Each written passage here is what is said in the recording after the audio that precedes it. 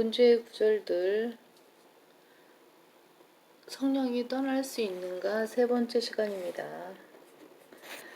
한번 깨우침을 받고 하늘의 선물을 맛보며 성령의 동참자가 되고 하나님의 선한 말씀과 오는 세상의 능력을 맛본 자들이 만약 떨어져 나간다면 다시 새롭게 하여 회개시킬 수 없나니 이는 그들이 스스로 하나님의 아들을 다시 십자가에 못 박아 공개적으로 조롱함이라. 히브리서 6장 4절에서 6절입니다. 예수님을 믿었지만 생명을 보존하기 위해서 적그리스도의 표를 받으면 완전히 저주받는 것입니다. 오는 세상의 능력을 맛본 것은 대환란 때 모세와 엘리야가 와서 하늘에서 불을 내리는 능력을 행하기 때문입니다. 유대인들을 회복시키기 위해서 대환란 때 유대인들에게 주어졌던 표적의 은사가 다시 등장합니다. 내가 나의 두 증인에게 권세를 주리니 그러면 그들이 굵은 베옷을 입고 1260일을 예언하리라고 하더라. 계시록 11장 3절 말씀입니다. 1260일은 3년 반입니다. 이들은 땅이 하나님 앞에 서 있는 두 올리브 나무이며 두 촛대니라. 두 올리브 나무 두 촛대는 신천지 이만희가 아니라 모세와 엘리야입니다.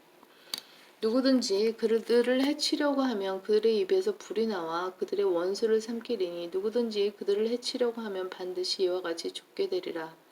이처럼 표적의 은사가 등장하는 것입니다. 만약 그런 능력을 맛본 후에 목숨을 부지하기 위해 적그리스도의 표를 받았다면 그 사람은 영원한 저주를 받게 됩니다.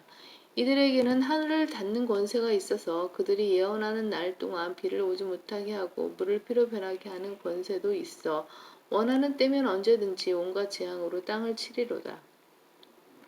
비가 내리지 않는 능력과 물을 피로 변하게 하는 능력이라는 말씀으로 우리는 이 두 증인이 엘리야와 모세라는 것을 알 수 있습니다.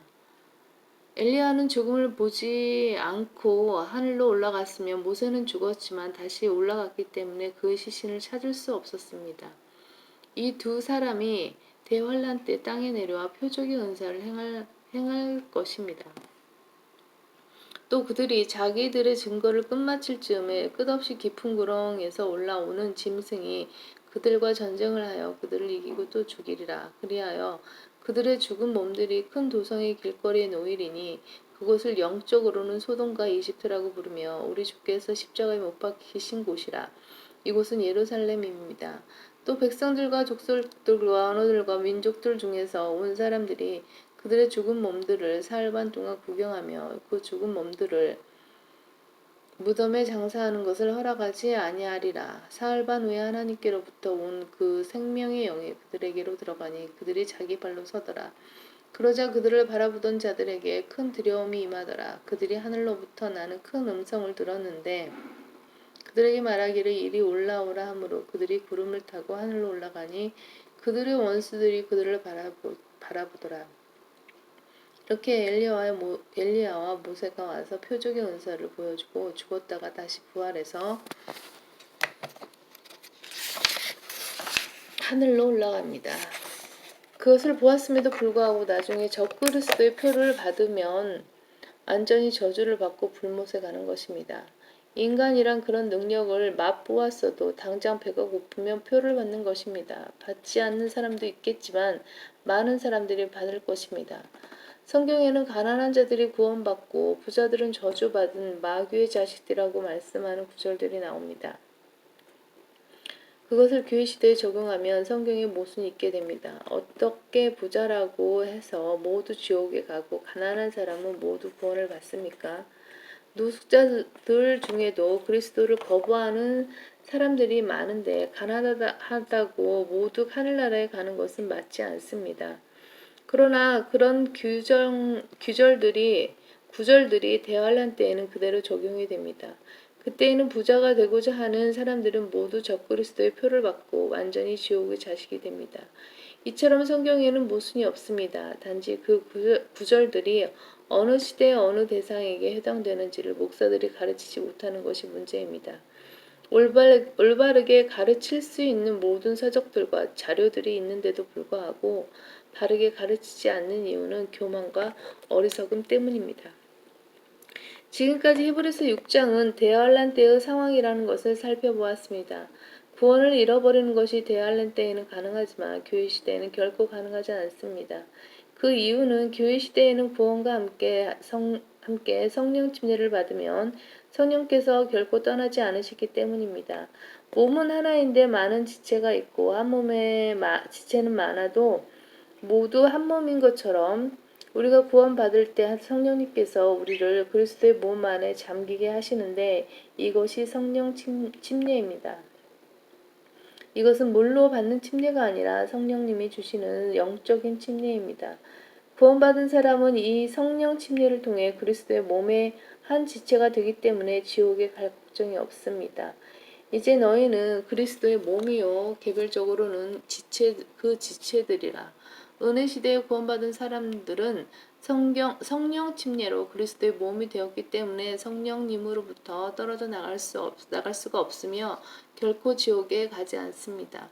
또한 성령께서는 우리를 인치시고 우리 안에 내재하십니다. 너희도 진리의 말씀 곧 너희 구원의 복음을 듣고서 그분을 신뢰하였으니 또 너희가 그분을 믿고서 약속의 그 성령으로 인침을 받은 것이니라. 이는 값주고 사신 그 소유를 구속하기까지 우리의 유업의 보증이 되사 그의 영광을 찬양케 하려 하심이니라. 에베소서 1장 13절 14절입니다. 성령께서 구원받은 사람 안에 들어오셔서 인치시기 때문에 봉인이 되는 것입니다. 그렇기 때문에 성령이 떠나실 수 없습니다. 이 두 가지 사실만 가지고도 히브리서 6장이 교회 시대에 적용이 안 된다는 것을 알아야 합니다. 교회 시대에는 결코 성령의 동참자가 되었다가 떨어져 나갈 수가 없습니다. 고린도전서 6장은 우리의 몸이 성전이라고 말씀합니다. 또한 너희 몸은 너희가 하나님으로부터 받은 바 너희 안에 계신 성령이 전인 것을 알지 못하느냐. 너희는 너희 자신의 것이 아니니라. 너희는 값을 치르고 산 것이니 그러므로 하나님의 것인 너희 몸과 너희 영으로 하나님께 영광을 돌리라. 주님께서는 승천하시면서 제자들에게 성령이 오시면 성령께서 주시는 능력을 가지고 주님을 증거하라고 말씀하셨습니다. 주님의 말씀대로 오순절에 성령께서 임하셨으며 그때로부터 성령께서는 구원받은 자들에게 성령 침례를 주시고 성령으로 인치시며 그들 안에 내재하십니다. 이것은 그리스도의 몸이 이 세상을 떠나는 교회의 휴거 때까지입니다. 휴거 이후 대환란 때에는 성령으로 인치심을 받는 그리스도의 몸은 지상에 없습니다. 대환란 때의 사람들은 예수님을 믿어서 성령의 동참자가 되지만 적그리스도의 표를 받으면 마귀의 자식이 되어 불못에 가게 됩니다. 그런데 예수 그리스도의 몸이 그런 일이 일어나는 때에도 여전히 땅에 있다면 어떻게 되겠습니까?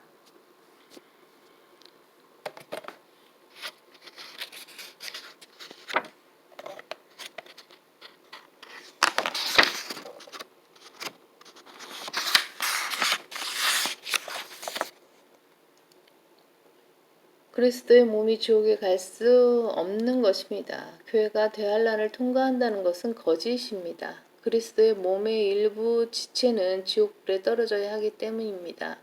따라서 그리스도의 몸은 대환란에 들어갈 수가 없습니다. 그것이 바로 데살로니가전서 4장의 휴거입니다.